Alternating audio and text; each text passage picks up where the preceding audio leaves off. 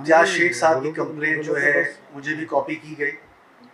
وہ complaint addressed ہے election commission کو. جہاں تک ان کی یہ ایلیگیشن ہے کہ میں کسی حلقے میں جو ہے انٹرفیئر کر رہا ہوں, آئی تھنک وہ بیس لیس ہے. ایک قدیمی ہسپتال ہے رائے بہادر اتم داس شکارپور میں, ٹھیک ہے, اور وہ 1934 میں 3.5 کروڑ روپے کا بنا گیا تھا. With the permission of the health minister اس ہسپتال میں ہم گئے تھے. غریب لوگ وہاں رو رہے تھے, اسٹور بند تھا اور باہر سے وہ دوائیں خرید رہے تھے. میڈیکل سپرنٹینڈنٹ نہیں تھے, ڈاکٹرز کچھ ملک سے باہر تھے لیکن تنخواہیں لے رہے تھے. جو بی ایچ او تھے وہ بھی اویلیبل نہیں تھے. جب اسٹور کھلوایا رات کے 12 بجے تو ساری میڈیسنز پیکڈ کارٹن میں ریفریجریٹڈ اویلیبل تھی, ٹھیک ہے. تو شاید ان کی یہ گریونس تھی کہ میں ہسپتال گیا کیوں, but for the record health minister کی پرمیشن سے گیا تھا کیونکہ اس دن وہ اویلیبل نہ ہو سکے. ٹھیک ہے. جہاں تک ایک اور ان کی کمپلینٹ تھی, شکارپور میں ایک قدیمی قبرستان ہے, وہاں انفارمیشن تھی کہ وہاں آئس, کوکین, ہیروئن قبروں کے اندر چھپائی جاتی ہے, اور وہاں ایک فیکٹری ہے جہاں یہ ڈرگز پروسیس ہوتے ہیں. ہوم منسٹر صاحب سے میں نے ریکویسٹ کی آن دا ریکارڈ, اینڈ انہوں نے میرے سے پوچھا are you sure, I said that is my information. اس قبرستان پہ ریڈ ہوا, قبروں کے اندر مردوں کی باڈیز کے ساتھ ہیروئن, کوکین اور آئس برآمد ہوئی. کچھ فیک گریوز میں برآمد ہوئی. پتہ چلا کہ صرف 2 ہی لوگوں نے اس ریٹ پہ شکایت کی ہے. ایک کا نام آپ لے چکے ہیں, دوسرے ان کے بھائی تھے. مکمل طور پہ نگران حکومت تیار ہے 8 فروری کو الیکشن کرانے کے لیے. انہوں نے یہ کہا تھا کہ جناب نگران حکومت ہمارے ڈیولپمنٹ کے کاموں کو سلو کر رہی ہے, چارج تھا. اس کے جواب میں نے انہیں یہ کہا تھا کہ اس پہ باقی ساری جماعتیں تو یہ الزام لگا رہی ہیں کہ ہم پیپلز پارٹی کا ساتھ دے رہے ہیں. تو میں نے یہ اس وقت عرض کیا تھا کہ جب الیکشن ہو رہا ہوتا ہے تو تمام پولیٹیکل پارٹیز اپنے اپنے ووٹرز کو گیدر کرنے کے لیے مختلف بنیادوں پہ کچھ سٹینڈ لیتی ہیں اور کچھ ایلیگیشن بھی لگاتی ہیں. وہ میڈیا کے لیے ہوتا ہے, وہ پبلک پرسیپشن کے لیے ہوتا ہے, اپنے جو ووٹر ہیں اس کو اٹریکٹ کرنے کے لیے ہوتا ہے.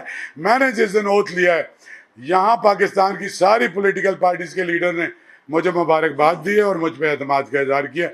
میں سمجھتا ہوں کہ درگاہوں کا جو انکم ہے 77 ہے تقریباً, ان کے انکم کی اسائننگ میں ذرا ٹرانسپیرنسی آنی چاہیے. اور اس میں ہم نے کچھ ایفرٹس لینے پڑیں گے تاکہ نئی جو الیکٹڈ گورنمنٹ جو آنے والی ہے قریبی, ان کو ایک ڈپارٹمنٹ ایسا ملے, بلکہ پبلک کو ایک پبلکلی اکاؤنٹیبل اور ٹرانسپیرنٹ ڈپارٹمنٹ ملے. تھوڑی اوپیکنس ہے, اتنی ٹرانسپیرنسی نہیں جتنی ہونی چاہیے, تو ہم کوشش کر رہے ہیں کہ ہم وہ لیں آئیں.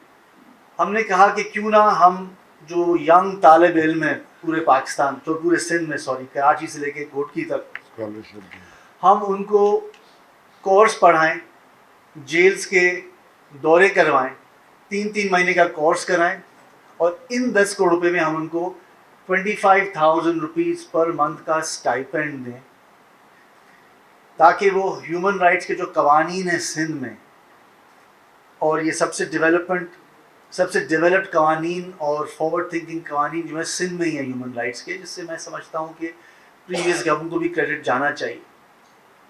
ہم یہ قوانین ان ینگ طالب علم کو پڑھائیں, جن میں لا گریجویٹس بھی ہوں گے, جو سوشل ایکٹیویزم میں یا پریس میں اپنا کریئر دیکھنا چاہتے ہیں, جو ینگ ہیں, ہم ان کو گریجویٹس کو یہ کورس پڑھائیں. ڈاکٹرز کو लाख रुपए پر منتھ ملتی ہے ہاؤس جاب کی, ہم ان کو 25,000 روپیز پر منتھ دیں for 3 months. As part of that course ان کی جیل وزٹس کرائیں اور کورس کی ٹریننگ کریں. کورس ہم نے ڈیزائن کر لیا ہے وتھ دی IBA کراچی, اور انشاءاللہ اس کا بھی ٹینڈر ہی ہو رہا ہے, and we are keeping things very transparent. تو ہم یہ جو سارا بجٹ جا رہا تھا 2 NGOs کو, ہم اس کو اس طرح ٹرانسپیرنٹلی اپلائی کریں.